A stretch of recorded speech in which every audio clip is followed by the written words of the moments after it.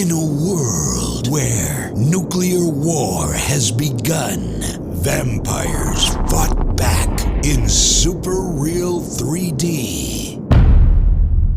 Intermittent fasting. What is it? How does it work? Who cares? Intermittent fasting is like, a lot of people do know what this is, but I'm going to give the quickest example of what it is. You do not eat the way I like to do it, because there's different versions, but you basically don't eat for anywhere from 16 all the way up to 20 hours when you get better at it. And then you do eat for 4 to 8 hours of the day. So if you went 16 hours without eating, you'd eat for 8. And really, that's it. What is the point of doing that? The point of it is that it puts your body in an insulin-sensitive state. Your body can now produce more growth hormone.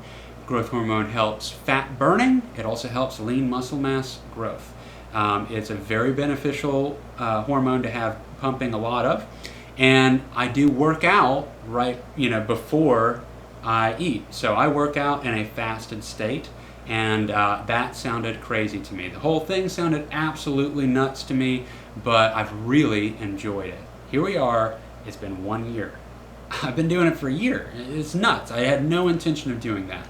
I had the results of just losing that 20 pounds after the first 10 weeks or so. That's pretty much where I wanted to be. Why did I stick with this? Because I ended up liking the lifestyle of it a lot. When I'm in a fasted state, I wake up, I don't have to eat. I just go to work, I do my thing, laser focus. I really enjoy that. My workouts are better. I've gone up in weight. I have more energy in my workouts. I've worked out a handful of times this last year where I ate beforehand just because it worked out that way, and those workouts were completely lame in comparison to my fasted workouts. Now, how do you stick with it? Sounds insane. I didn't think I could even touch doing something like this. I used to have insane sugar crashes so bad after a couple hours without eating, people knew to not get in an argument with me. I could not even, not to say I was like a total jerk. I could keep my cool, but I couldn't think straight, and I was definitely more moody, and I knew that, so I brought meals with me everywhere. People made fun of me because I would always had a meal with me in a Tupperware, but I knew that this was a problem for me, so that's how I dealt with it, and that is kind of a bodybuilder mentality, even though I wasn't trying to be a bodybuilder. So how silly is that? I wasn't trying to get huge, but I still had to bring meals around with me every couple hours. How did I start to do it, or how did I even think that I could do it? The month before, I was trying to trim up a little bit. I was interested in trimming up. I was going to bring down my carbohydrate intake, not straight Atkins, not like completely depleted of carbs like rice and pasta and things like that. I just brought them down tremendously. I would really only eat like 1 carb meal a day, or simple carb in my meal rotation for the day, and the rest of everything else was really just meat and vegetables. I started feeling a lot better just from that alone. But what I didn't expect was that my sugar crashes went away, pretty much. That was crazy. I went this one morning to go work for Trans Am. We were doing a big film shoot. It was a very important day. And it was so important, for the first time ever in my work career, I forgot to eat breakfast. I do not do that. Why? Because I get insane sugar crashes. And I wouldn't be able to concentrate. I can't even think of where I want to go eat whenever I'm in that state. And I know some of you can relate to that concept. It gets that crazy. Well, I went the whole day without eating until 4:30 p.m. It blew my mind. I was still able to direct. I was able to do interviews. I was able to get great shots. I mean, everything went very smoothly. It was actually a very good production day. And I realized, holy crap, I'm not getting sugar crashes anymore. This is before intermittent fasting. This is just with bringing down how many simple carbs I was putting into my system. And the reason is simple carbs turn straight into sugar. And sugar is what's going to give you the sugar crash, and it's also what's going to make you hungry. So if you start alleviating that, or pulling that out, you could possibly do this intermittent fasting thing. So I gave it a shot, and man, was that first week hard. After that, it was way easier, and after 2 to 3 weeks, man, I was just like, I like this. Now, how do you do it?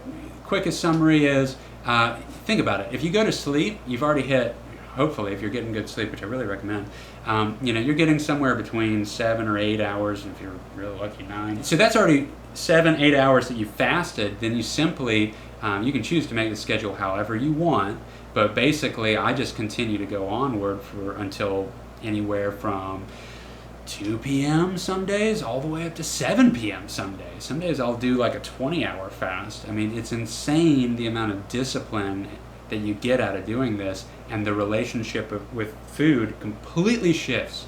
And for me, it shifted my entire perception of reality. Why? Because food dictated my life in a major way. I loved food. I was notoriously the big eater whenever we came to a buffet bar or like home, family events and stuff. Like everyone knew I'd get multiple plates or whatever. I was always the one that was ready for everything to be done. I was ready to eat all the time. So this was a very big change for me, and I liked that. I like being able to wake up, not have to worry about meal planning, not have to worry about actual prep of meals. You just focus on your work, laser focus, and then you go work out and you get these great workouts in. After the first couple of months, just to mention it, I was doing the intermittent fasting thing fine, but one thing that I tried that also ended up helping with it when I was really just looking for a boost in my workouts anyway, for curiosity's sake, is a pre-workout. I was kind of, I was just paranoid about taking pre-workouts because so many of them after the run of time get pulled off the shelves and stuff because it turns out that there's crap in it that shouldn't be there, and I didn't want to pump my body full of crap. I found a company called Legion. They make a pre-workout called Pulse, and every ingredient on it is listed. I found that extremely beneficial rather than saying proprietary blend, because that's usually what you see. You see a couple of ingredients on these pre-workouts, and then after the couple that they list, then it just says proprietary blend. You don't know what's in it. Screw that.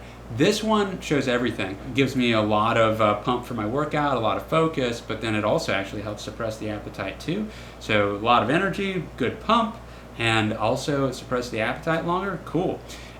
When do I break my fast? At first I thought I needed to break it immediately after working out. I did do that for a good stint of time. That works fine. But now I've found that I actually get really good results from like eating 2 to 3 hours after I work out, which sounds totally stupid. And I can flex this however I want to. Right now I'm kind of up a little bit in weight, and intentionally so. And that's what's so comfortable and nice about this, is I feel like I can flex my weight within a 10-pound window relatively easy because my relationship with food is so different. My discipline with food is completely different, and it's all thanks to this intermittent fasting thing. So if you want to try it, I definitely recommend you got to drink a bunch of water. That keeps you healthy, hydrated. That's a very important aspect to it. You drink water throughout the day. You don't have anything else other than black coffee, which black coffee sucks at first, and now I love it. So black coffee is great. Get into black coffee, and that'll help suppress your appetite as well. And this sounds crazy to be starving yourself, but it's actually extremely healthy for your body to get a break. And you're going to realize that this is true if you try it and you get past the sugar crashes, which you can avoid in a large part pre-trying this just by cutting down on your simple carbohydrate intake over the course of days or weeks leading up to trying this out.